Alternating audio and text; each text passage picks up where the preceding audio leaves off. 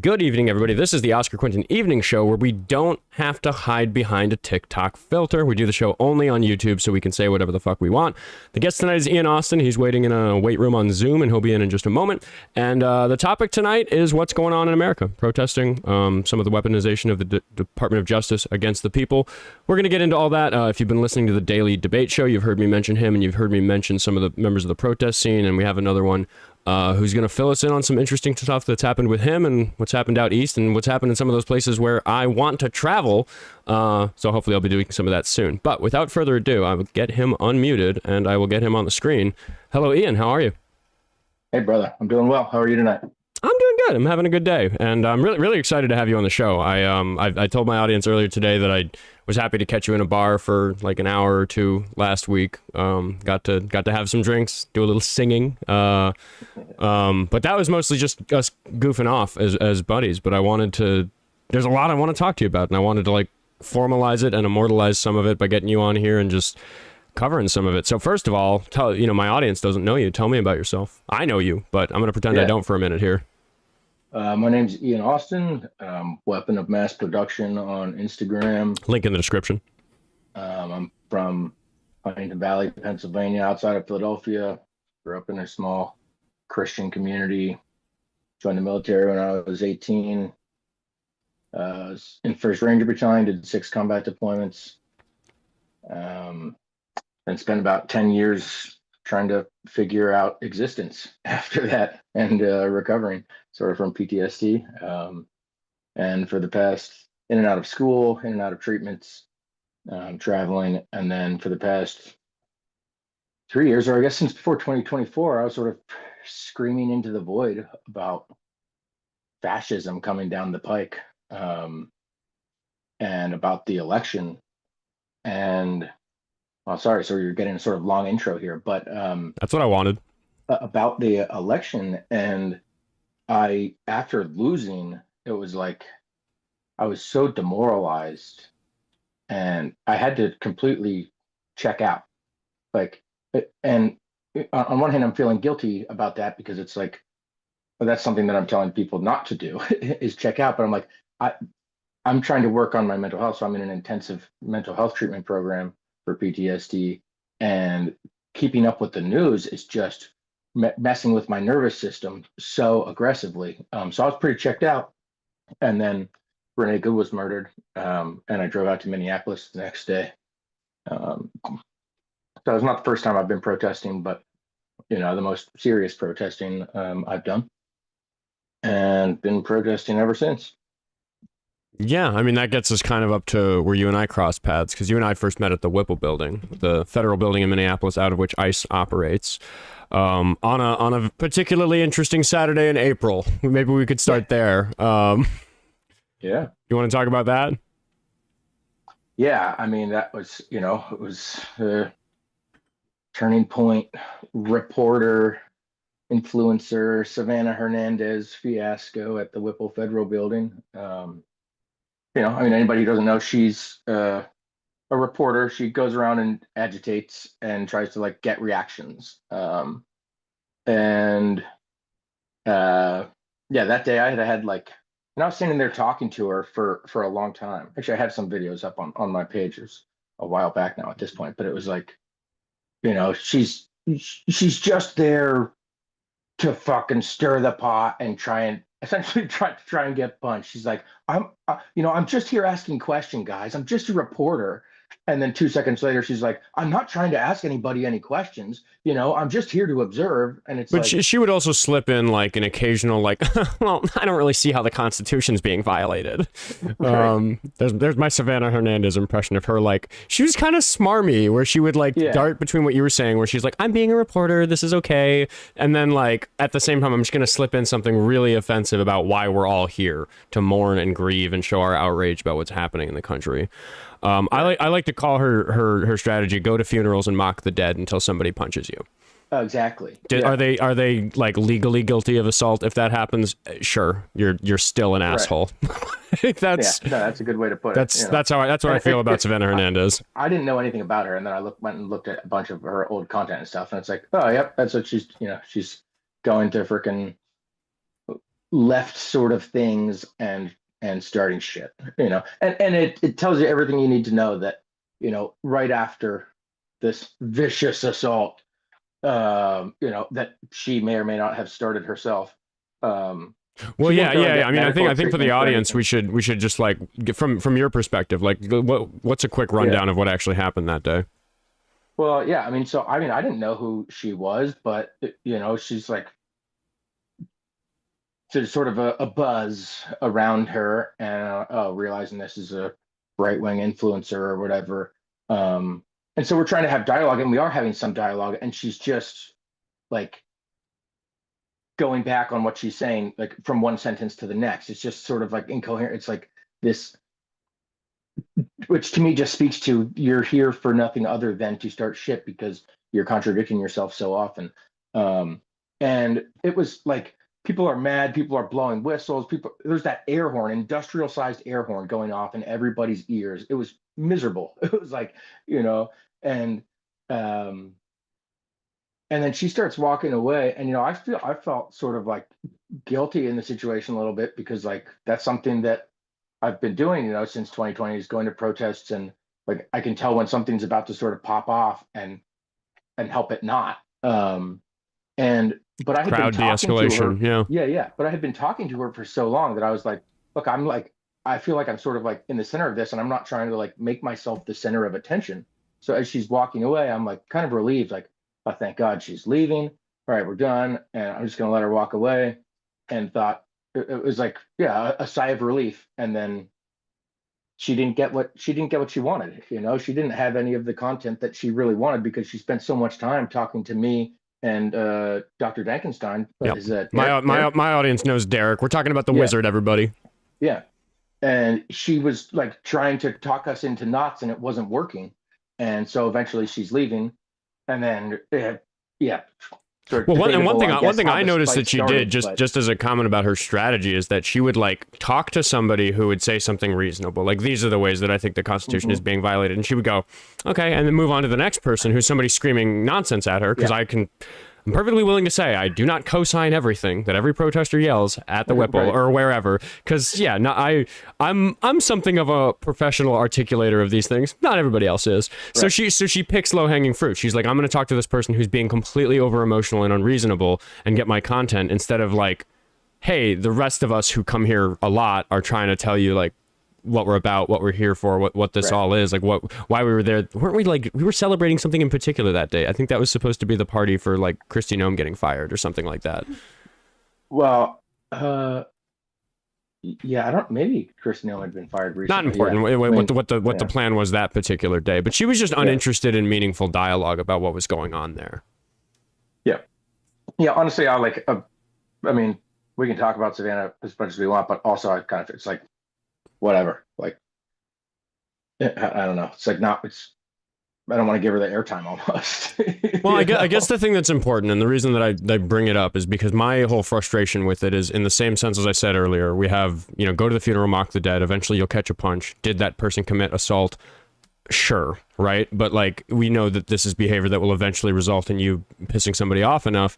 And when that's her strategy, it works because the federal government gets weaponized against the perpetrators. And that's what we've seen with the Right. Ostruskos who were in that fight with her.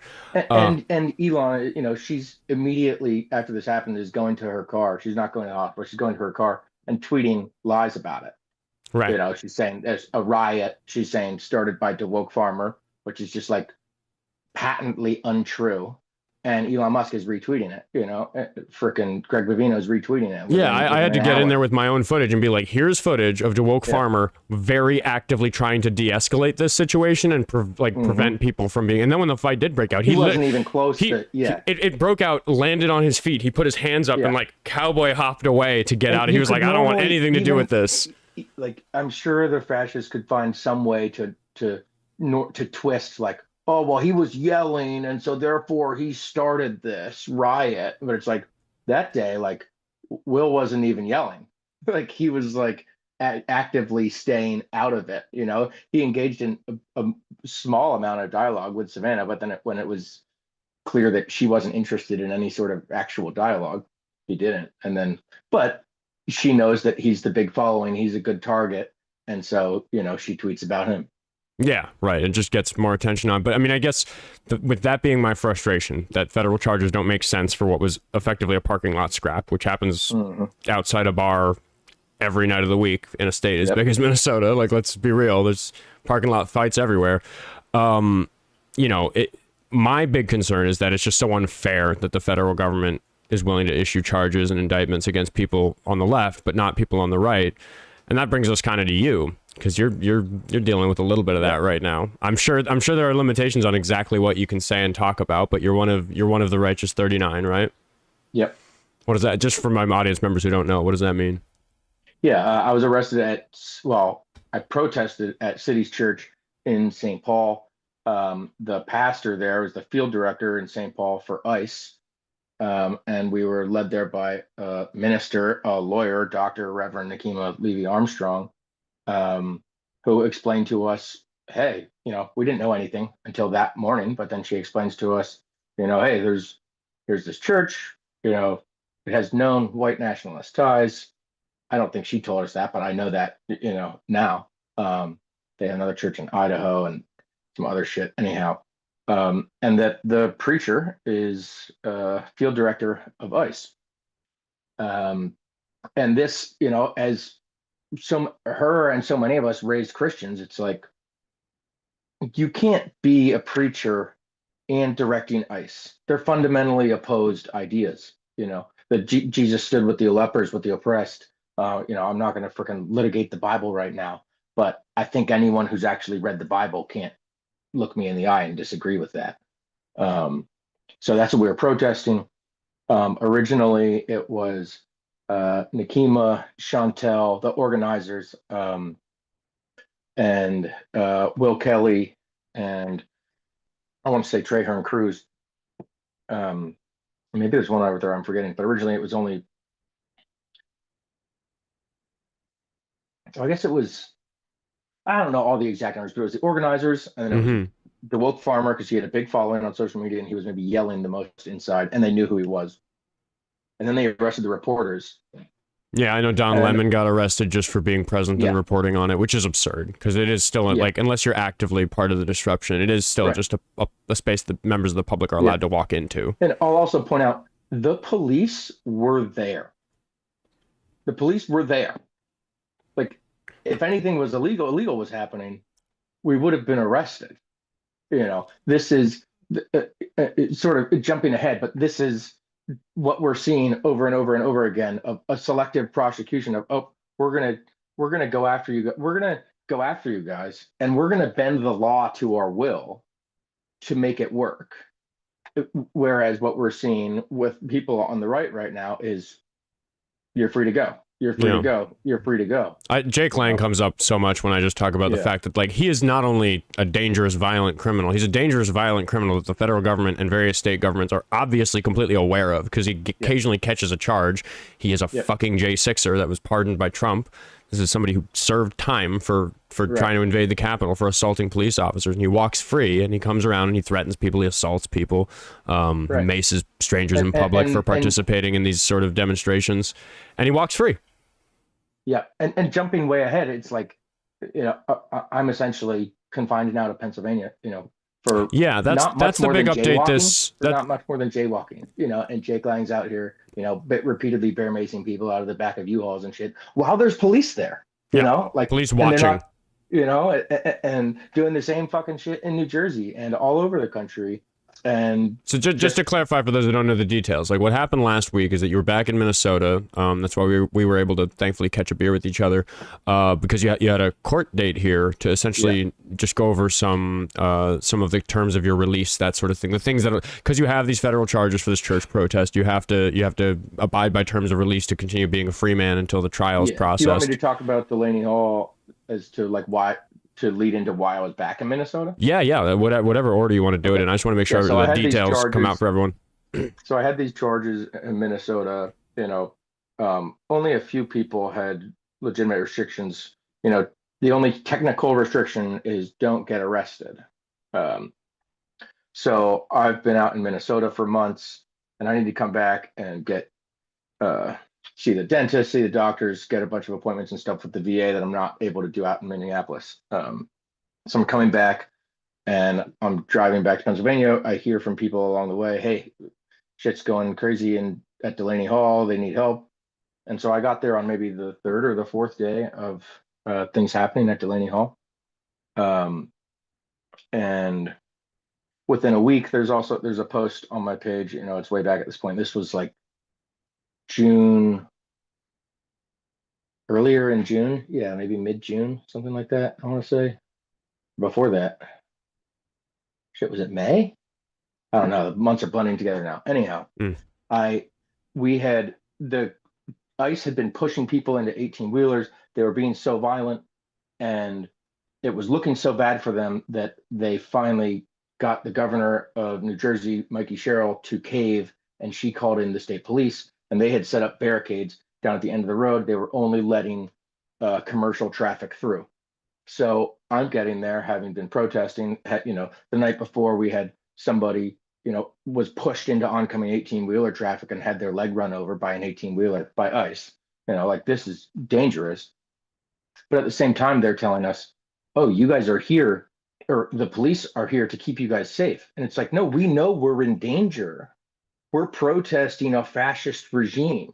We understand they're going to be violent with us, and we're willing to take that risk, right?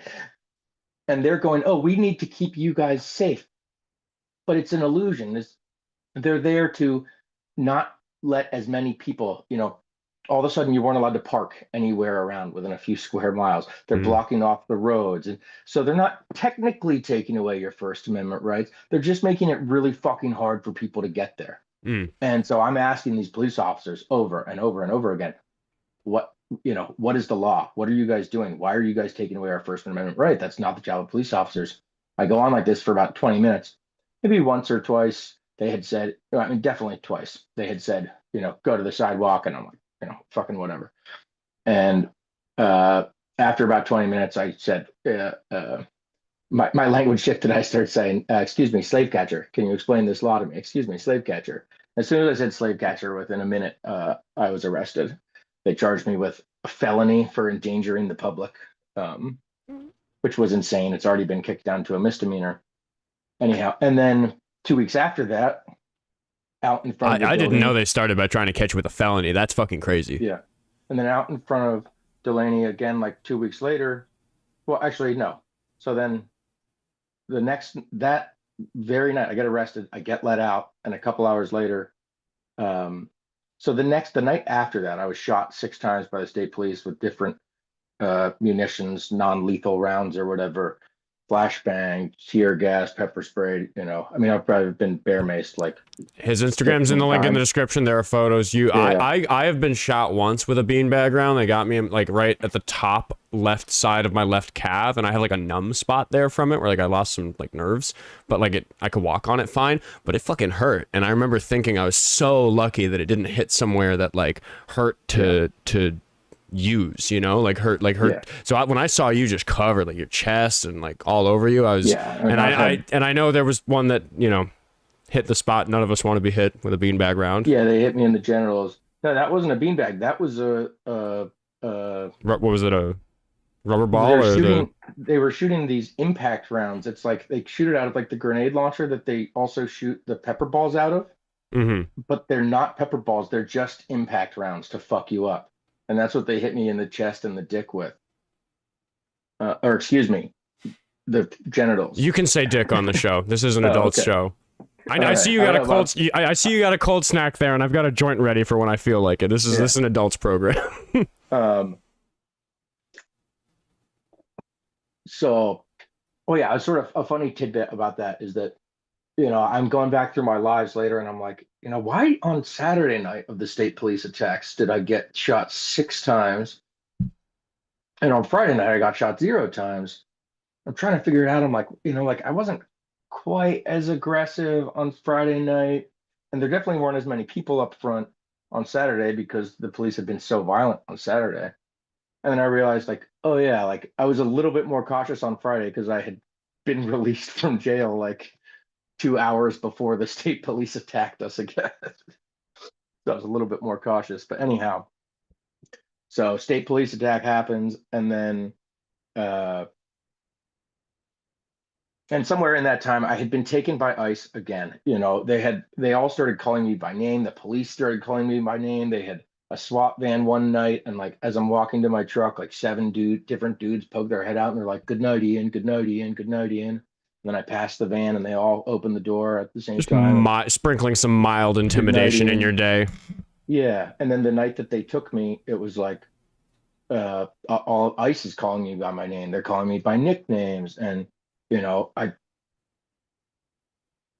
lot of people think that probably came down from Washington in terms of to take me that night because they're trying to paint us as something, right? Oh, nice kitty. And so oh, if he's out in the street and you take him, well then they can do what they did to me now. So just some people around me that have been suggesting that that's probably what's I mean, it's either literally just those guys getting know who I am, because I mean I'm just standing there. It's all on video, on status quo, all over the place. It's like I'm doing nothing. I guess technically I am in a road, like but how many other people are in that road? Tons. Right. Like that's been always my thing, where they're like, when they give me an order and I'm like, there's 80 of us standing here, why are you giving me an order for yelling the loudest? And it was the same thing we've seen, it was the same story almost as the very first time I got taken in front of Whipple, in terms of they come create a situation, and this isn't just me, this happens all over the country every day. They create a situation, they create contact, and then they arrest you for the situation that they created. And the night that I got taken again in front of Delaney Hall, it was like they came out like yelling at some girl behind me because they had been shooting something at her, and she was like trying to block it with her skateboard. And they come out and they make contact with me as they're doing this. And it's almost like, and then within a minute after that, somebody goes, "Arrest him." And they go out into the crowd and grab me. And it's almost like they went into the crowd to create contact with me so that they could then a minute later arrest me and say, "Oh, that was assault in some way." Well, I mean, I've had it happen to me before. It's like to the audience members, like, you got to understand, we're talking about elementary school tactics. I'm not touching you. Oh, you bumped my finger. Now we get to fucking grab you by the shoulders and haul you away. It's kind of the same strategy as Savannah Hernandez at the end of the day. It's like, be fucking shitty and annoying until somebody accidentally, stepped out of line just a little bit, and then they throw the book at you. So to sort of round this out, it's like, I'm arrested, federal charges in Minneapolis. We're not losing that fucking case. At least if it involves the law, we're not fucking losing that case. We're not. It's big if. It's the law. Yeah, yes. But if the law exists, we can't lose. And then I'm arrested by the state police, a little misdemeanor, essentially, basically jaywalking. And then I'm kidnapped by ICE. I'm not, I mean, I guess you can't really say arrested. No, I'm like taken by them. There's no charges filed or anything, just like the first time that they took me, because it's like they're the ones committing the crime. I'm not doing anything illegal.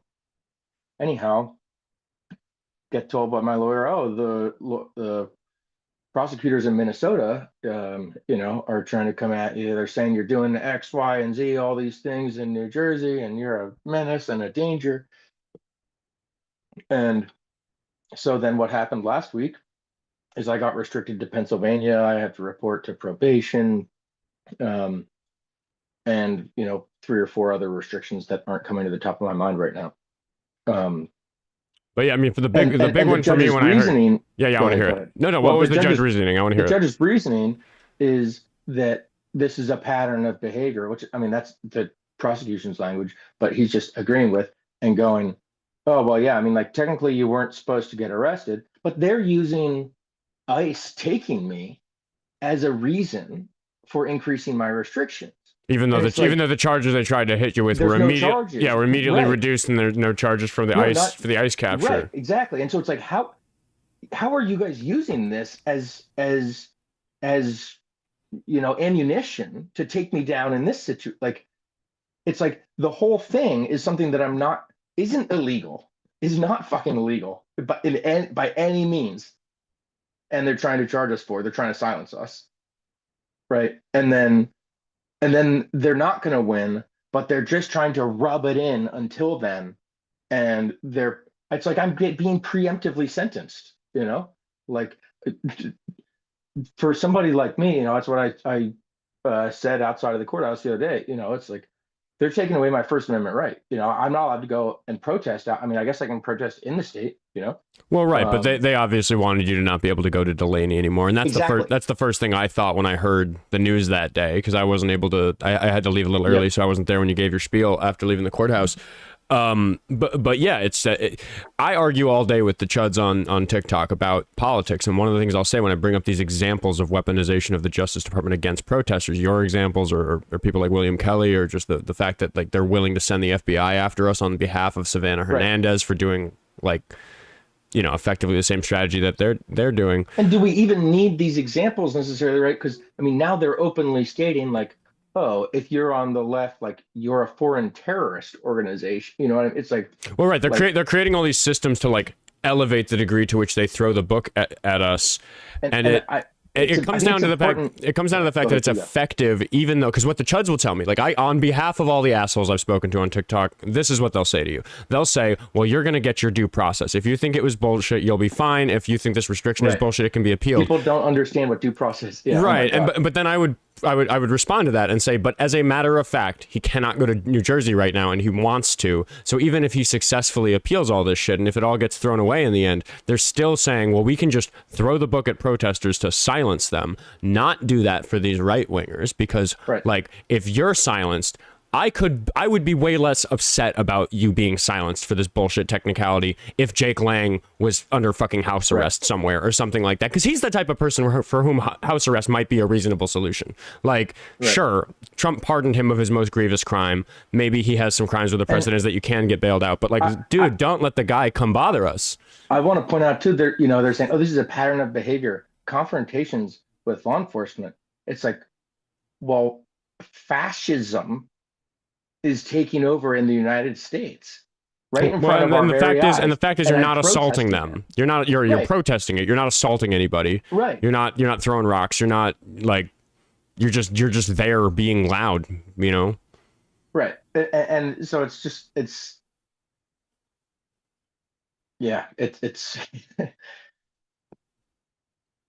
it's hard to comprehend. And then on one hand, and on the other hand, it's like, it makes perfect sense. Like we know who they are. They've shown us who they are. This isn't surprising in any way.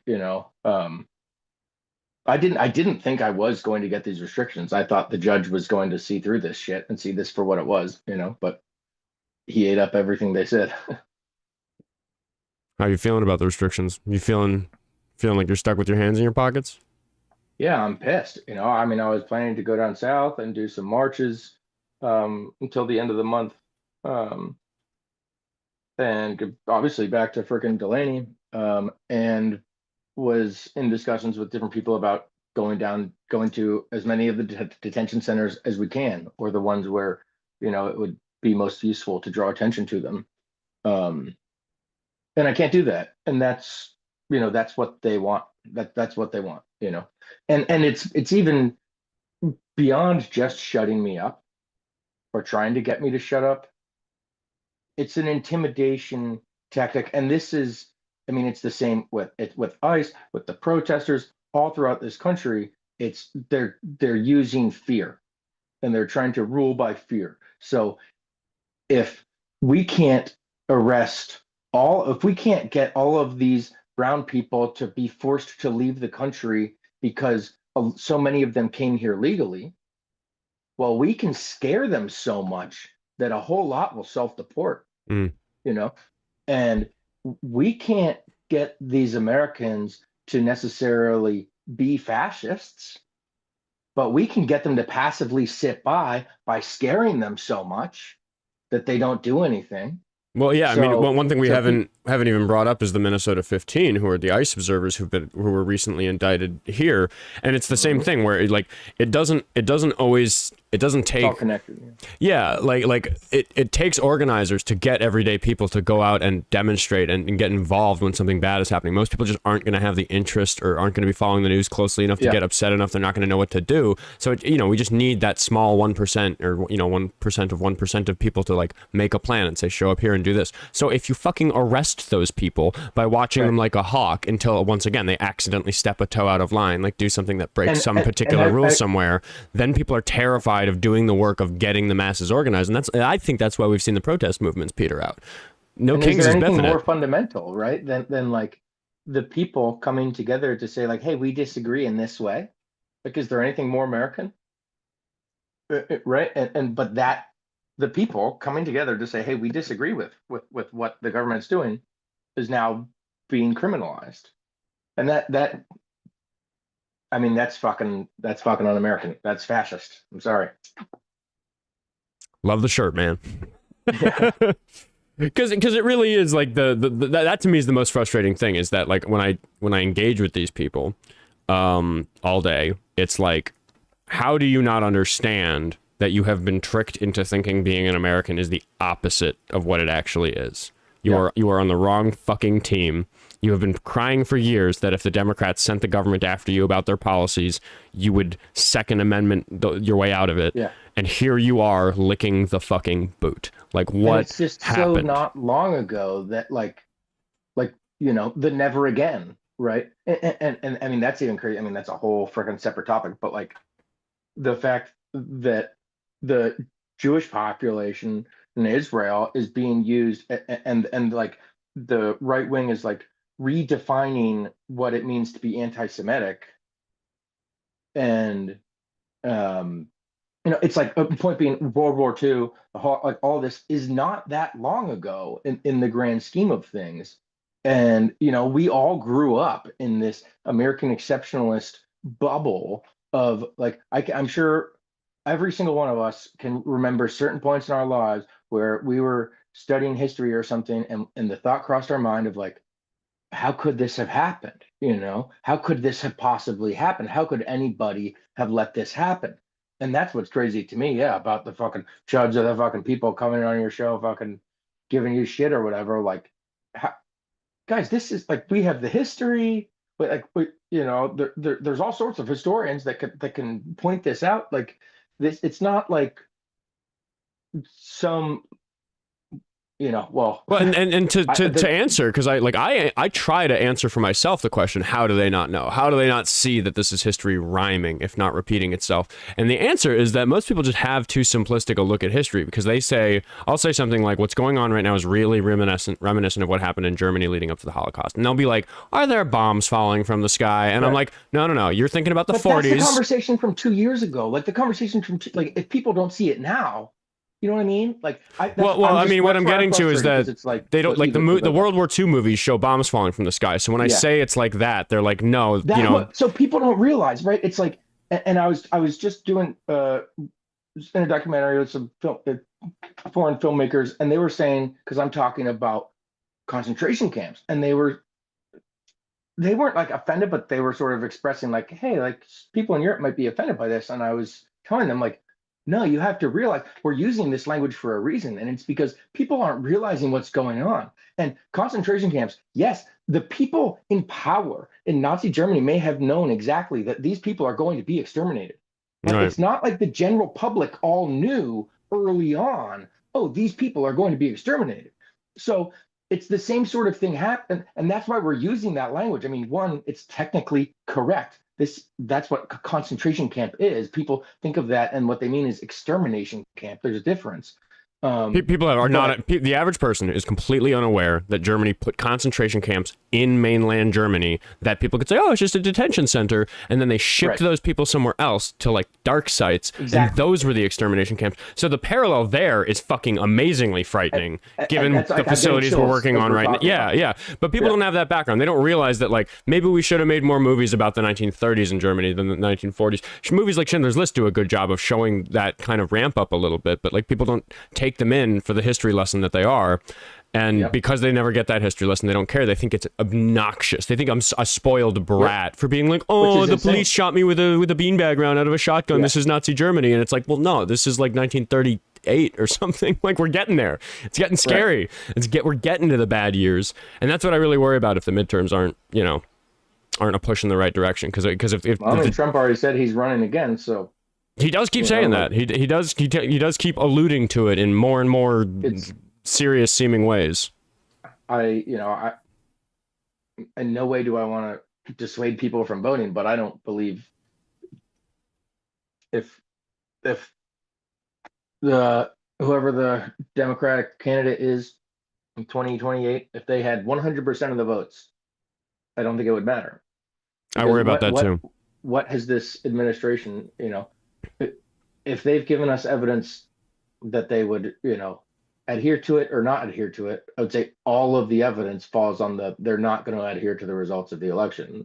So, well, I'm totally with you about that concern, but the thing that I always say to make sure that I don't discourage people from voting is that whatever the actual true vote is, whether we're talking about the midterms or the next presidential election in 2028, the more people turn out and vote that other way, the more obvious it will be if they just lie and say that the election, because if there's an apathetic, shitty turnout, then it might be easy for them to say they clinched it. But if there's a crazy turnout, all for Trump. Well, if there's a record turnout and the pollsters are saying like, no, there's been a record turnout. The exit polls say that people voted this way. Like, if the greater the disparity between that reporting and what the official story is, the more obvious it'll be to anybody if there are shenanigans afoot. So that's why that's why I say, even if you think we're fucked, like, you don't want to live in a world where you had to wonder if we were fucked because you didn't vote. We should all vote. We should all try to vote our way out of this. And if we fail to vote our way out of this, it will be more and more obvious to the public if it's by a wider margin that we should have been able to. And that to me is like my important message about voting right now, because I'm with you. I always say to people online that leftists are mad at me for being a liberal, liberals are mad at me for being a leftist, and the people who know me in real life call me a leftist with a plan, because I definitely straddle the boundary between liberal and leftist, because I don't have faith in establishment Democrats. I just think they're our lifeboat right now. I think they're going to get us through these next couple of years if we make it difficult for Trump to do things. If we make it more and more obviously illegal for Trump to do things in the second half of his current term, because there's more Democrats voting against the things he's doing and trying to check his power through the legislative branch. If we're not making substantial, meaningful change to the way our system functions, it doesn't matter. It doesn't matter if it's Democrats or Republicans. We're heading to the same hell. Unless we're going to actually change a system which glorifies the dollar above all else, which puts the corporation above the people, which puts the profits above, the frickin'. I think the thing that I really try to urge to like the leftists who call into my show is that I agree 100% with what you just said, and I think that voting blue in November buys us slightly more time to work on that. Like because you and I are fucking cooked. Well, if the Republicans win the and then vote frickin', people will chop my head off for this one, but fucking vote for fucking AOC in 2028. The people that they vilify, that's who we need to be electing, because they vilify them because they're scared of them. They're terrified of Bernie Sanders. Even though he's 100 years old, they're terrified of AOC. Talk about socialism, and it's all of the best public programs are socialist fucking programs, that fucking prop people up. And anybody else on your show, the fucking white people out there not affected by this shit yet, it's coming. Unless you're also super fucking wealthy, the AI is coming for our jobs, right? Like, it's just they take a little more, and they take a little more, and they take a little more, and they take a little more, and they're hoping, which they've taken enough control of enough systems at this point that they might be right, that they have enough frickin' bootlickers, that they won't even need to use martial law, that they won't even need to forcibly, take power, because they already have the frickin' electoral college doing all of their frickin' work for them, but fuck, I don't know. I'm rambling. I invited you on to ramble. That was kind of the idea. that was the mission. It's working. Because yeah, I mean, you know, I love having these conversations with people like you because you're obviously out there doing the work. I say all the time about people like you that you're doing what I would have continued to do if my show hadn't taken off. Because there was a time where it was like, oh man, like it's beginning to feel more important to do my daily show than to just go be another body in the crowd at the Whipple Building. And I'm like, it got to the point where I was like, quite frankly, I'm not trying to be arrested because me losing a week of the show or whatever might happen to me is like worse probably for what I'm trying to accomplish than like if I get to go and do this thing. So like obviously I fucking admire the shit out of you continuing to put yourself on the line. I mean, I have been watching closely, you know, like I'm there like every time there's a big fiasco at Delaney, I'm there like reposting everything because I repost pretty selectively, but on a day where something crazy happens, I'll repost 20 things about you. Yeah. It pisses me off because, you know, like I said, I fucking got shot 6 times that one night. So many people have been bear maced. I mean, I've been bear maced. One time, one of the ICE agents said, "Back away." I turned around, walked the other direction, and then he ran up behind me and put the nozzle, like the plastic nozzle was against my eyeball when he released the fucking bear mace. Um, why am I saying that? Okay, yeah. So like it started with ICE and they were crazy violent and they were pushing people into 18 wheelers. And in every other state, and particularly Minnesota, they've used the police to put a barricade essentially between the people and ICE. And they're saying, oh, this is for our safety. But it's been clear to me since the first days in Minnesota that it's to keep the American people from seeing what's happening. It's keeping the American people from seeing ICE, an army, a private army, attacking American citizens. Because it's hard for people to see that and not have something happen with their cognitive dissonance. There is something about the history of the United States that makes it difficult for people to see an army in the streets and make rational sense of it. Well, So I think I'd add to that because I think you're completely right. They're like they don't, you know, police is trying to like avoid us getting what we want, which is like bad optics for ICE. But part of that, I think that's really really important, is that they're trying to prevent us from successfully exercising our First Amendment right to the ICE agents. Because I know from personal experience that maybe I have a pretty sharp tongue. Maybe I'm a little quick with my burns.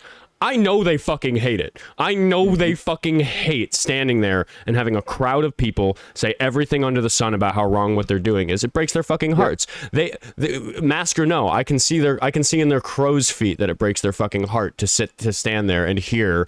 You know, some of them are proud. Some of them look like they're enjoying it, but really, that's like 10% of them. My impression, at least from the feds that I've faced up against at Whipple and just out on the street with ICE agents here in Minneapolis, when I was doing rapid response on the Signal chats, is that like I'm just judging by my own social skills, but I think my social skills are pretty good. I can tell you they fucking hate it.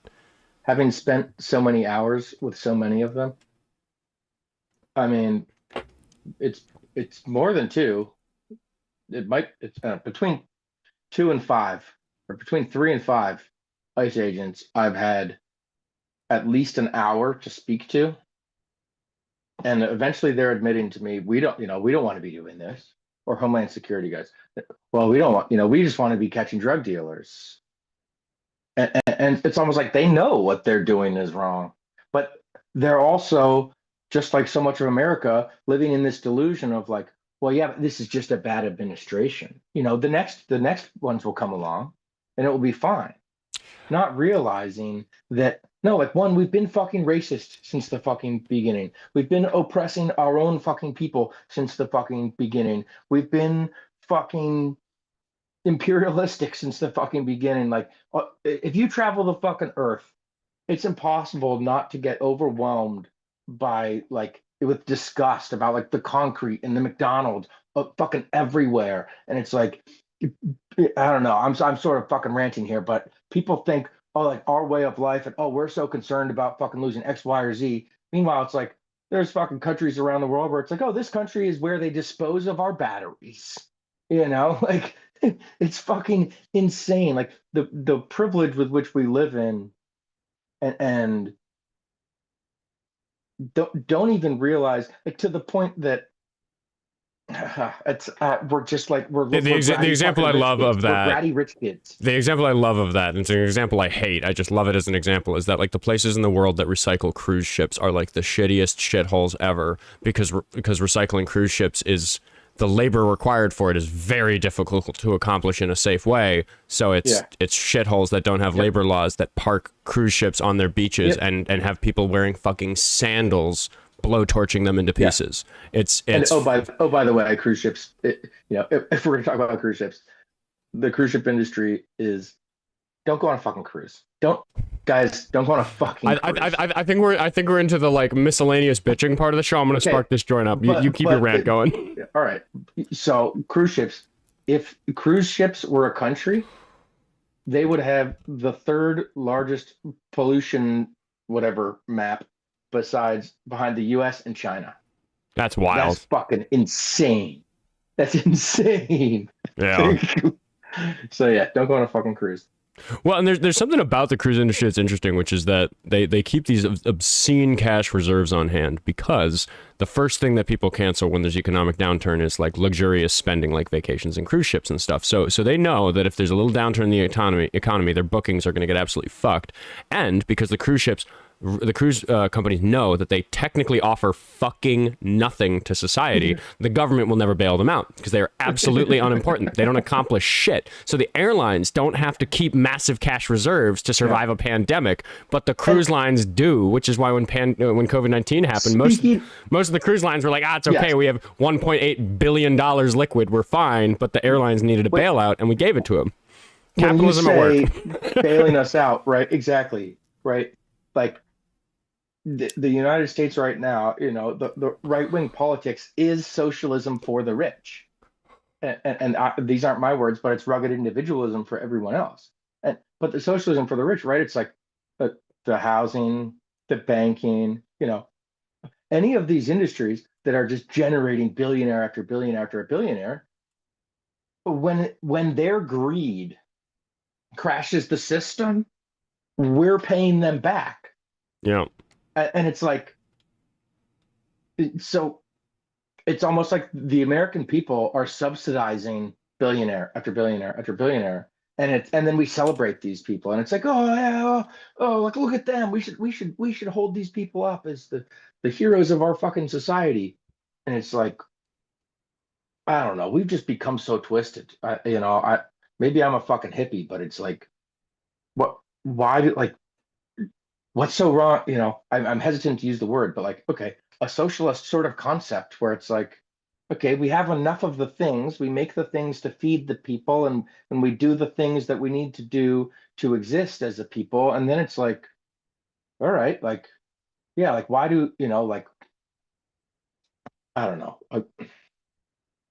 Feel like I lost my fucking thread there. I feel like you're just like waxing philosophical about your approach to like fixing the capitalism problem, because like I have leftists calling to my show and they're like, it's like we have to admit it that it's a problem. I'm glad you're one of the people who's like maybe a little farther left than me, but you recognize I also don't fucking like capitalism, because I have leftists who come to me and who are like, you love capitalism, and I'm like, nah, dude, it's fucking evil. What are you talking about? That's crazy, crazy talk. Thinking I like capitalism. I participate in it, unfortunately. Right. That's like a thing I have to do. I'm participating in it in a new way by like taking donations online and like running this thing I'm doing. But like, how is that different than like slaving for someone to pay my bills anyway, which is what I was doing before. Because like my thing is that I think that the pattern is really obvious in history. If we look at the successful things that government has done the world over, it's that like as society gathers more prosperity and people aren't quite so desperate as they were in decades prior, we go, okay, we've gathered up enough community wealth. We're comfortable taxing people this amount. What else can we do? Maybe we can make the fire department a government program. That's pretty nice. We did that in the 1800s. Big win right there. They used to let your fucking house burn down if you hadn't already paid them. Like that was a shitty system. For real? Yeah. No, think about it this way. We used to do the fire department the way we do healthcare now, which is really bad. It's very obviously bad when you think about it like that. That you had to fucking buy fire insurance and you were just fucked if you didn't have it. Firemen. Yeah, right. Wait, we decided to make the fire department a socialist program. There was a time when it was a luxury to give your kids education because they'd need to work otherwise. Yeah. So we said, no, not only are we going to pay for their education, it's going to be fucking compulsory. Your kids have to go to school until they're 18. Yeah. That's we're going to get Ghislaine Maxwell's dad to design the frickin' Yeah, education system. yeah. I mean, it's corrupt and broken, the whole thing. But we do at least teach kids to read. We try anyway. We've been biffing it. We've been regressing lately. Like that's the thing we protesters are upset about. Is like we can joke about the education system not biffing or not really killing it right now. But in 1950 it was really killing it, and compared to 1850, like we've taken government money to make something better. So it seems so obvious to me as we have more prosperity and the technology ramps up, which it's been accelerating this increase in productivity per person in the country. It's like, yeah, it should be fucking obvious to any thinking person that like, let's get healthcare set up the same way as the fire department. Like I can imagine in a few decades being like, well, fuck it. What about housing? Like, fuck these companies. Let's make a bunch of apartment buildings that are like either mega cheap or like a social security number gets you a room in one if you want it. If you want a nicer apartment, go work a job and go get a nicer apartment. Yeah. That's kind of my whole approach to this, because I like a politically possible, pragmatic approach, and I just think like we need to change the mindset of society. So it's like, no, we're all doing better together. Let's keep making society better. If you think that's going to make people lazy, we'll teach self-reliance in the public school system. I can tell you, like, I mean, I exist in a socialist healthcare system, which is the VA, and so many people have so many fucking complaints, and I get it, but like, I've had treatment or surgery, like I've gotten everything I've needed. Yeah. Sometimes it takes a little bit longer, but it's like the rich people that are fucking complaining about that. It's like, oh, so like you had to wait an extra week to get your knee surgery or your MRI, or like you had to wait an extra couple of weeks, but like thousands of people got health care that wouldn't have otherwise. And it like is that where we're at? Like it's like, oh well, like yeah, but if that's going to affect me at all, like I don't know. I guess I'm just speaking to like, I don't know.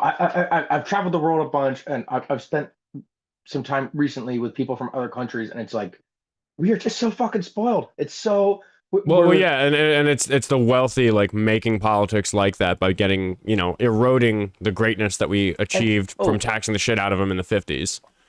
It's been a long slide down from that level of taxation. And another big part of that plays such a role in what's happening in this grand scheme of things in this country and relating to everything that we've been talking about is how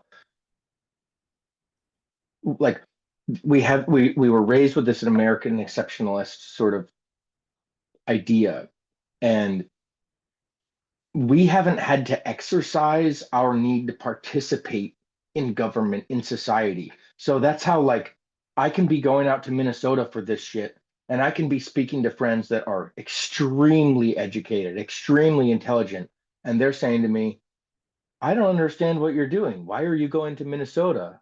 Like, our government systems will sustain us. They are infallible. They can never be broke, and it's because we've been able to disconnect, to not pay attention for so long, because our system was, and it built strongly enough that we could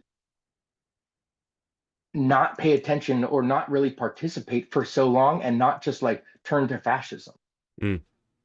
But no longer, right? No more. And people are still in this sort of like lulled to sleep, thinking that the United States is sort of indestructible. And it's like, I mean, I tell people all the time that they take for granted that the government does actually mostly work. Like it would suck so much if the roads didn't get paved. And then they'd be like, I'll drive on gravel roads. I don't care if I'm talking to a fucking libertarian or something. And it's like, no, dude, it would be shitty because it would ruin your truck faster. And then the auto mechanic yes. Like, although we probably should, the Koch brothers are putting all of their money into the roads so that we buy more cars, and we should probably just be building public transit. But that's, well, for cities, that makes sense. I'm a New Yorker who's in favor of de-carring Manhattan. Because fuck that. But you're a New Yorker? Yeah, I grew up in Manhattan. Man, I just drove in New York City last week. I learned to drive in Manhattan, dude. It was a nightmare. What? Yeah. I mean, although, like, That shit was horrifying. There's nowhere worse or better to drive. Like everywhere that you drive after. Driving in Manhattan is like Yeah. getting to the front at a concert. Yeah. you just go. You just sorry everybody. Like this is where I'm going. There's like infinity more times vehicles on the street at a time in India than in Manhattan. But I would rather drive in India because in India it's like fish in the ocean. It's like there's like a flow to it. The general rule is don't hit the car in front of you, and you don't have to worry about anything else. Just don't worry about your side mirrors. Don't worry about behind you. Just don't hit the car in front of you. That's a pretty decent rule. But in rule. Manhattan, it's like everybody is out for themselves. Everybody is being. Every intersection is a game of chicken. It's like where you're like trying to block the box enough so this guy can't catch the light, but he's like 8 inches away from your bumper, and this other car's in front of you is doing the same thing to the next guy. It's like it's fucking crazy. You got to just go. You got to just. I drove 2 hours to my hotel the other weekend, and I got 400 feet away, and it took me 20 minutes to get the last 400 feet. No, driving in Manhattan's a fucking nightmare. I have a question from the chat. Because Metal Gods, thank you for the 5. Kronos, I saw the 10 earlier, and thank you for the gifts and everybody who's bought some memberships tonight. I appreciate it all, but I've been keeping the conversation more operational. But Metal Gods asked, for both, between societal divides, politics, class warfare, or corporate power, where is Trump's most irreversible damage? What do you think he's fucked up the most? Corporate power, what was the other one? We've got, the list is societal divides, politics, class warfare, or corporate power. Not sure that's the list I'd give if I asked the question, but I think the nature of the question is pretty straightforward. I mean, societal divides. That's the one that's like, you can fix laws with a pen. Like that's where I'll say like, yeah, that's got to be. I think that's the one, but also that's going to be there like sort of always. I don't want to say always. Well, it always has been. I feel like with all of them, it's like. He's making them all worse. Yeah, I don't know. I feel like there should be more options. Yeah. I mean, I think when I think about like some good version of this, it's hard to imagine like us just like, yay, we did it. Like we go, what are we gonna do? Like vote fucking AOC into the Oval Office, and like what is she gonna do? Like what's Congress gonna look like? And then of course the leftists are gonna say that that's not gonna fix the system at all. But I'd be like, that'd be better than what's going on right now. But what is the to-do list?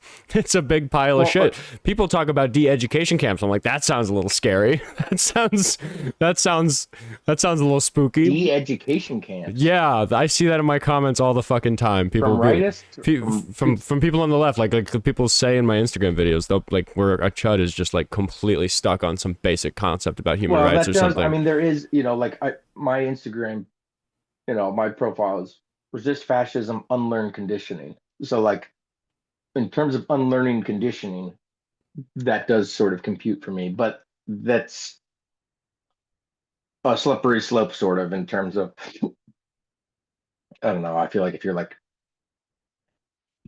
well, some people say that you can keep going farther and farther and farther to the left and you end up a fascist again. And that's the sort of thing that feels like it's on the way to that, is if we make people do a thing. That sounds really, yes, but I'm always averse to that sort of solution. It is important, right? Because I would say like somebody myself who used to be on the fucking far right, I used to be a fucking racist. I used to be a fucking Army Ranger. And that deconditioning, a lot of it was like a choice and it was necessary and it took a long time. So like I don't want to diminish that in any way. Like it's such a very real thing, But if we're saying you have to go through your deconditioning, I'm not about this. I'm not about like if you're required to frickin' decondition or something, but I would hope that we could reach a point where humans could understand, oh yeah, like to me it's pretty simple.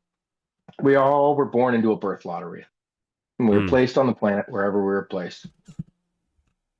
Then we have some genetics and whatnot. But I would say overwhelmingly the environment that we're in shapes who we are, what we believe, what we want, yada, yada, yada.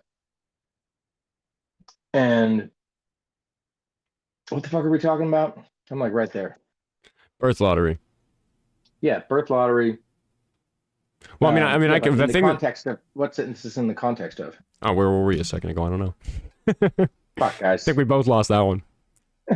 Fuck ice. Ah, I was right No, there. the birth lottery made me think of like the thing that like I think the thing that fundamentally made me a liberal person is that when I grew up in New York and when I learned about the world, Oh, which is yeah. easy to do when you live in New York because you're exposed to so many other cultures, so many other languages, so many other types of people, so many different food, music, just all of it.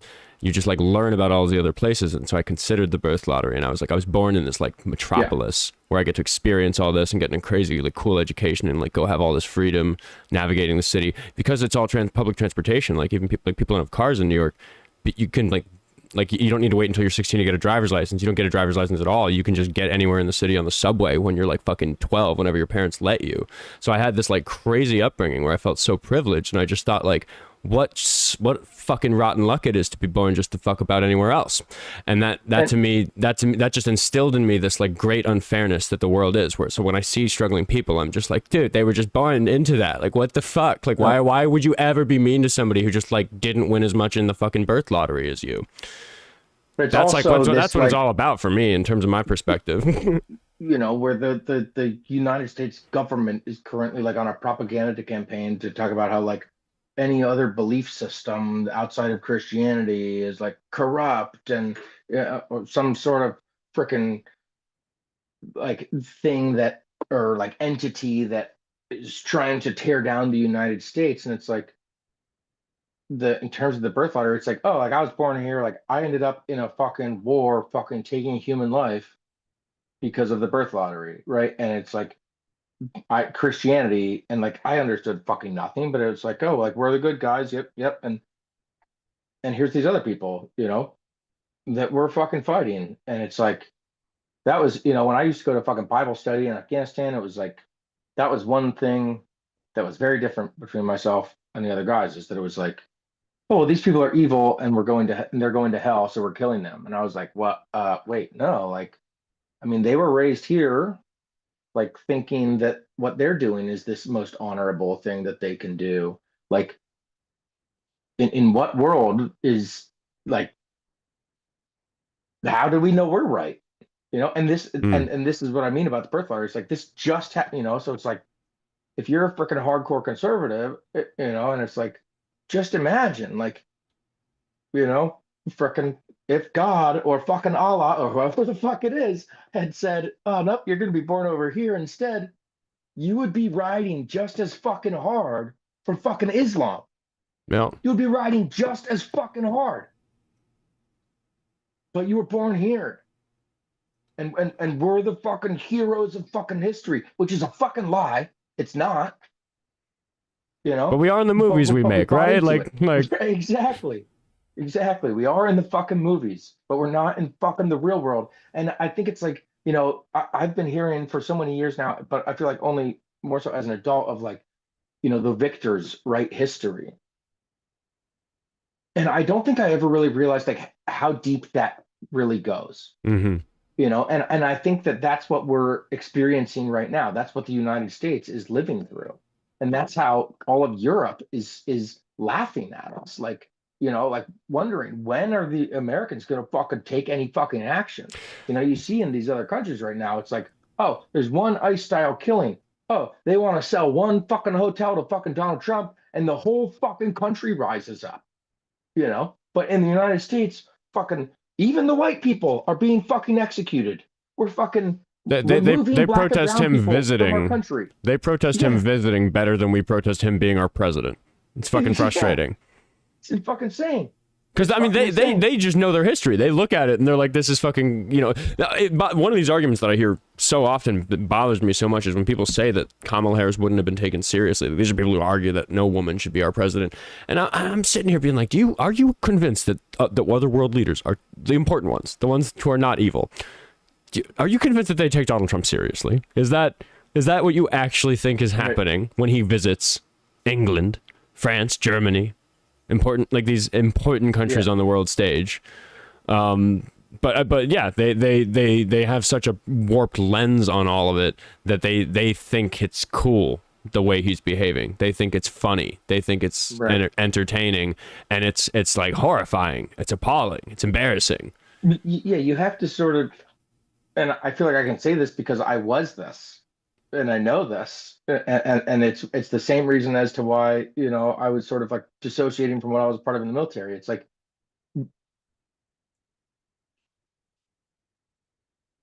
it's so like to not feel some type of way about the things happening, you have to sort of make light of it or make a joke of it. Mm-hmm. Like if you took an objective look at this shit and then took an objective look at your values or what you say are your values, well, these aren't in alignment. So the best way to get around that is to make jokes of it. I can't make sense of why these aren't in alignment, but I can laugh about this shit and it can be funny and I can keep, cheering on for fucking Donald Trump and, Well, and that's the fucking attitude I get Nazis. a lot from a lot of people, where like they'll just like fall back on some like like this dig, and I'm just like, but we're talking about people dying or like rape or something horrible. Like, why the fuck are you like falling back onto shits and giggles? Like, we're talking about some important shit, dude. What the fuck? Yeah. Like that's my answer to a lot of the calls I get. It's just like, how can you not? How can you talk about these things so unseriously? So disingenuously? Like, how can you make such obviously bad arguments in defense of these fucking shitty talking points? But I would say, I think that in in respect to you, like that's probably a good sign in terms of like, if they're responding that way, it's because they can't come up with anything. Well, we were talking If about they had, deprogramming if later. I'm working my ass off trying to learn how to deprogram these people. Like if people, I talk a lot about this with my staff and with some of the other hosts on TikTok about like there are certain callers that are like common in the scene, and all my viewers know I'm talking about Iowa Golfer, and he's this guy who's like he's reachable. I've changed his mind on a bunch of shit, but people hate him because he still sucks in a lot of ways. And it's like, yeah, but I've been like whittling away at this dude for like 5 months, and he's becoming much more reasonable. He now identifies as some type of Democrat. And that's a win. He's a redneck from Iowa. Yeah, like you could say we're kind of buddies now. I've got his number in my phone. I'm trying to buy him a beer the next time he's through the cities. I've reached across the aisle to Iowa Golfer, and I'm like trying to get him over on these other couple of things, but like the whole community is so based around getting these W's where you get somebody to like, oh, I've switched teams. I'm like now a liberal, I'm now a leftist or whatever. And it's like, no, you just gotta like, it just takes time and like all these different tactics to get people to just understand what's actually happening in the world and apply their own reasoning in a way that shows them that it's bad what Trump is doing, what all these people are doing. I think people on the left are too mean to some of these people because we got to talk to some of them. Which is, maybe you should get people to do this live on the air, which is, I have a Ranger buddy who's on the right, but he thinks he's in the middle. And, well, actually, he still thinks this, despite having shown me once a couple of years ago, like a website or an app. It wasn't an app, it was just a website. But it's like, what do you believe about X, Y, and Z? A whole bunch of questions. And you answer it, A, B, C, or D, or whatever. And most people are going to think, well, how I could be positive is that so many people on the right, it's like, well, if you actually ask them the questions and get them to actually answer, what do you believe? And then that's put on a right versus left spectrum, they're going to be way more fucking left than they so one of the things that like a common tactic that I've picked up from the other hosts is you can describe a policy for someone that would like, if you work out the solution, it's like, all right, here's the problem, what do we do about like this being too expensive for people, and then you get them brainstorming on like how the government can fix that, and you come up with something and you're just like, right, that is what the Democrats in this state are trying to do, and the Republicans are trying to stop it because it is a social policy, because you in your heart understand that we should use tax money to help people. You just have been trained to fucking hate the group of people who are actually trying to fucking do that. And you think it's your team for some fucking reason. If you're answering that questionnaire, it's like, oh, like in X, Y, or Z, so, do you help with it? It's like, if you're actually saying, oh, no, I disagree, I've described my policies on immigration that I would want if I was like in charge or whatever. To some Republicans, and they're like, well, that sounds nice, and I'm like, the immigrants Sorry, go ahead. You finish. Well, I was just gonna say, like, I'll describe immigration, which is like a really hot button one to them, and they like my solution sometimes, and it's like, oh my god, you idiot! That's what the Democrats want. Like, well, they're not educated about what even the politicians themselves want. But what were you gonna say? No, I don't. It doesn't matter. It does not fucking matter. We're at that point. Yeah, the deprogramming thing is hard because they so often regress. Like, I'll talk to the same caller and I'll be like, I remember last week you conceded on this. Like, why are you bringing this to me again? Like, why have we gone backwards since the last time I saw you? Because it made sense to you then. Like, do you need to just go listen to that episode again? They've gone and, like, had a conversation with somebody and they're coming back rearmed. Yeah, they went to r/conservative and talked it out and got themselves brainwashed again or whatever they did to fix it. But it's hard because, like, people don't fucking believe me when I tell them fucking anything. Like, there's like, it doesn't matter, like, a graph on the screen. Like, I've moved away from showing sources on the screen because it's just ineffective. The most effective thing I've found is the most effective W that I get, the most frequent way that it happens is with the repeat callers, is that they'll, if I teach them about something that's current events in one call, then the world will progress. And then later when they call back in, they'll be like, wait a minute, I was watching, and then Trump did this. And we talked about it the week before, and I understood that I said last week that if he did that, it would be illegal, or whatever, like, whatever thing we reasoned him to. And because they understood it before he did it, they were the ones that judged it to be wrong, instead of some liberal on the internet telling them that Trump did something that was wrong. They saw him do something and go, that's wrong. So, like, the best thing I can do is just educate these people about what the fuck is going on and what the rules are, so that when something happens in the future that then violates their understanding of how the government's supposed to operate, they're the judge. They say, this is wrong. So, like, that's actually how you win it. That's how you win somebody over in the debate space. Like, that's the magic trick that works. But you have to gamble on the right topics because I don't know the future. I don't know what Trump's going to do next. I want to point out that, like, Oskar can say liberal about himself, and, like, to me, like, that's, like, I'm sort of offended. Like, I'm definitely not a liberal. Well, I guess deep in my vocabulary, liberal is encompassing, like, the whole, like, liberal perspective about how people should be fucking happy and whatever. So yeah, I know I'm like I said earlier, like, I'm so far left leaning a liberal that the leftists are mad at me for being a liberal and the liberals are mad at me for being a leftist. Like, it's just important to bring into just everyday discussion, I think, in culture, of, like, the goalposts have moved so far. It's like the left hasn't really moved anywhere, but the right has gone to frickin' white supremacy, fascism. So it's like marching in the streets of DC, like, with masks, like, crazy shit. Yeah, right. Like, social programs, that help those in need, versus the KKK, and you're in the middle. That, like, so many people today, when it's like, oh, well, I don't talk about politics. No, I'm sort of in the middle. Like, I'm sort of above that. It's like, you're not above fucking shit. You're in the middle of fascism and basic human decency. You're in the middle of white supremacy and fucking social programs to help those that are in fucking desperate need. When I offer political endorsements, because I'm, like, getting kind of this place where, like, a political endorsement for me means a little bit of something. I specify between hard endorsements and soft endorsements, and hard endorsements are rare. Hard endorsements are where I'm actually excited about a candidate. I'm like, this person is, like, trying to move politics in the direction I want politics to go in America. And then a soft endorsement just means they're better than the other asshole. Because we do just need to accept that it is just between a fucking douchebag and a turd sandwich half the time. Fucking 90% of the time, 99% of the time, depending on what level of government you're looking at. Well, that's where it's the system. The system. If we're not changing the system, it's all over. We have to change the system. But go on. Well, yeah, and I think that if we're going to change the system through a mechanism other than some kind of civil war or societal collapse, it's going to be through, like, people who I give those hard endorsement to becoming more popular in the government. Right. And those people who I give establishment Democrats. Right. And those aren't, none of them are establishment Democrats. You're like if you earn the label of establishment Democrat, because I use that title, establishment Democrat, to refer to this group that I'm at odds with, it means that I might give you a soft endorsement, but I'm never going to give you a hard endorsement.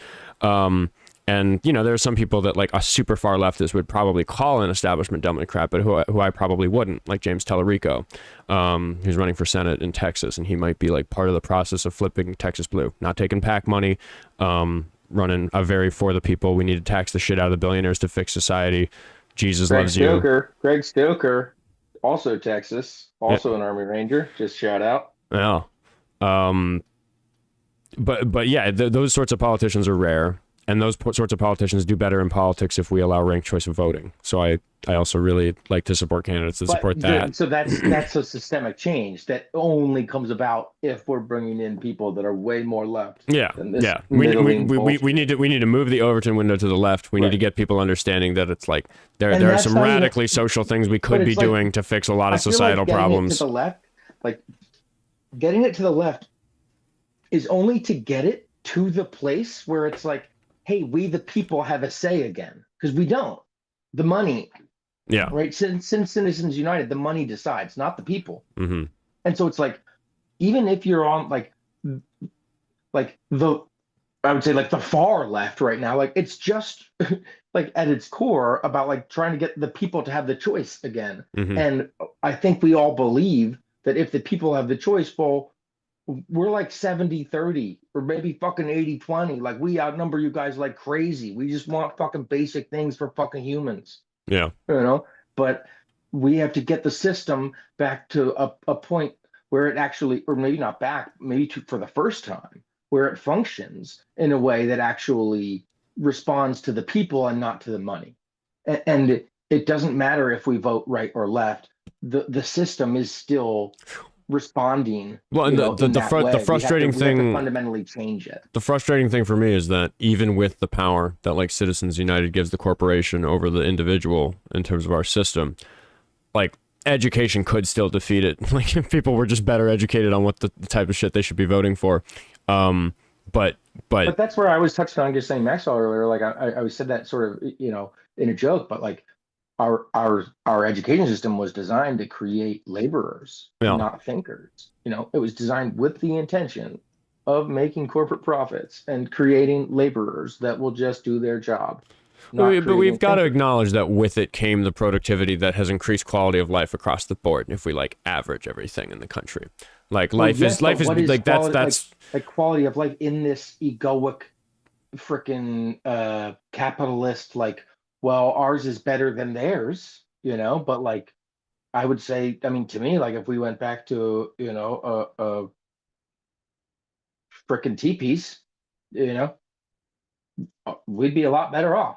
Well, there's like hedonic satiation where you could adapt to any quality of life really and feel pretty normal. It kind of happens to everybody, but as long as your basic needs are met. Yeah, I've had a lot of different lives, and I can say that's truth.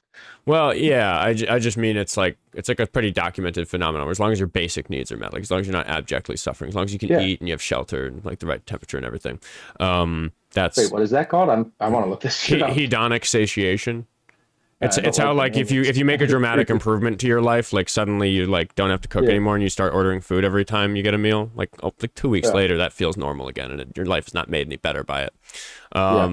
So like there's those principles about like the quality of life, but also in terms of covering basic needs compared to the not so distant past, like we are doing better. Like we're not dying of polio and stuff anymore. You know, like we fixed some shit about the human condition with the prosperity that we have from all this productivity. But it is absolutely 100% correct that the productivity was created to disproportionately favor the elite in a way that's fucking evil, like at its fucking core. But we can still leverage the infrastructure that's given us in the 21st century to be like, fuck you, billionaires. We need to do something for the fucking people with all this productivity. We can grow enough food. Why is anybody hungry? This is stupid. This is where the voters, I think like, oh, well, it's fine. We're going to vote in some Democrats, and it's like, I don't know.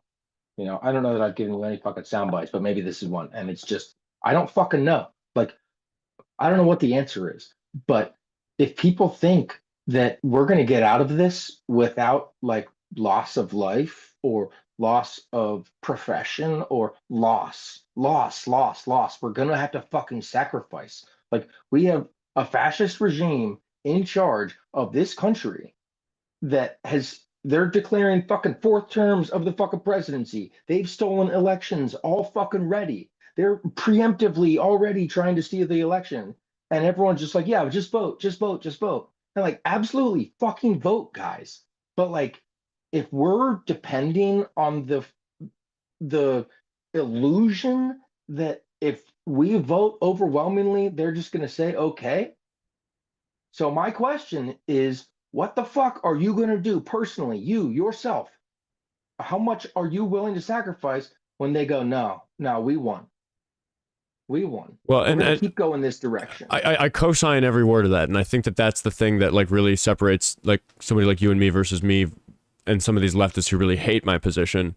And I think just the difference is that you're willing to say definitely go vote, because my whole thing is that like I'm so on board with there being more people who need to take it seriously if the next election doesn't reflect the will of the people. And if I'm urging them to care about what that election is for and go vote, I'm creating somebody who's going to be mad as fucking hell when they say no afterwards. If they don't acknowledge the results of the next election property, the problem is that like if that happens, we're at the point of like everybody take to the streets. Nobody's working. Well, right, but what I'm saying is that in convincing, but the American people don't even realize, like they're not even close to that.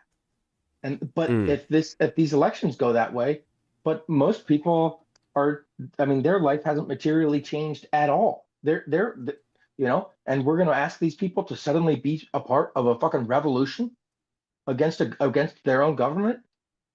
I don't think the people are ready, and it's fucking terrifying because all around the globe, the people are sitting around waiting, wondering what is the United States of America going to do?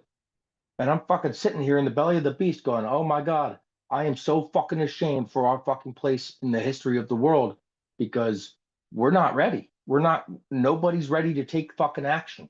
Whether it's, other than people in the fucking movement, it's like people that I grew up with, people that I'm super close with, that I respect as human beings, or I fucking did respect. Like, I don't know who my fucking friends are anymore because nobody's taking fucking action. People aren't even willing to post on social media out of fear of their job. It's like, you're concerned about your job having a problem with you posting something that speaks negatively about fascism. See that's what I always try to advertise about what I do, because it is a little like entertainment driven and like grifty in that way, and that like I'm driving this success thing so it can like grow and be bigger. But like fundamentally, I'm trying to, like, everybody has their tipping point where they see something in the news and they're like, that's fucked. I know a guy in my life who's like a traditional conservative, just like a basically like fiscally conservative asshole who's like a pretty decent guy. He's like somebody I know in the comedy scene, and what he said was that he was like, yeah, I was getting really upset about ICE, so I watched 3 ICE videos, and I thought, yeah, fuck it, fuck them all, fuck those sons of bitches, fuck this.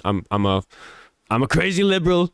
I've switching teams. If this is what the Reds are rooting for, I'm turning blue for now. Like, we'll check in later.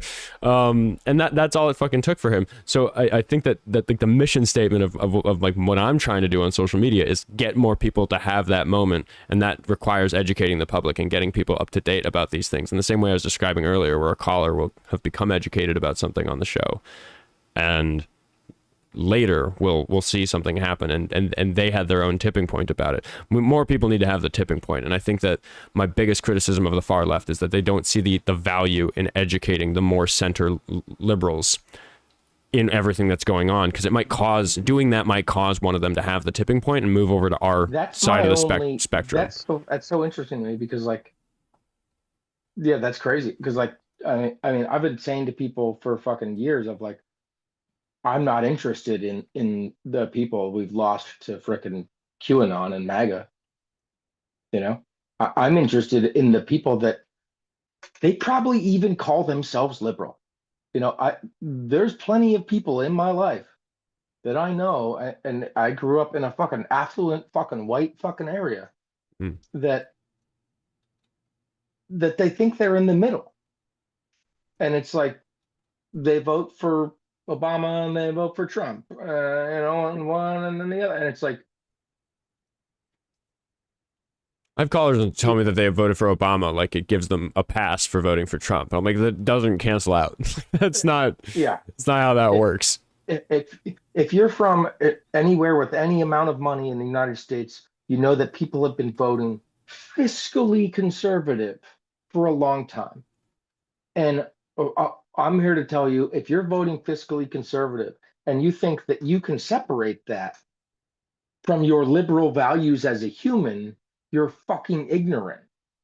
If you're voting that way, you're voting against all of those human fucking liberal values that you have, because the people are fucking suffering. What you're actually voting for is to increase the amount of money in your wallet at the expense of those people. And you call yourself a liberal. You're not. You're a fraud.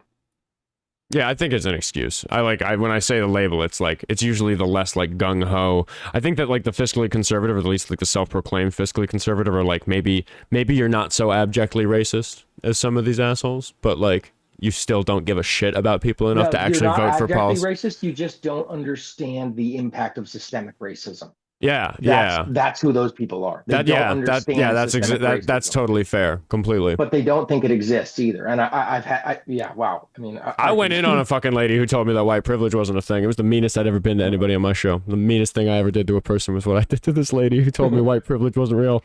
She was like, and then she went on to disparage Eugene Carroll. So I asked her what the worst thing that ever happened to her was, and she said it was her sister died, and I called her a liar about it because she was calling Eugene Carroll a liar. She did not care for it. But that's how I treat somebody who tells me that white privilege isn't real. Oscar, I'm not going to lie. I'm going to be going pee in the next couple of minutes. I was going to wrap in the next 4 minutes. All right. Are you going to make it?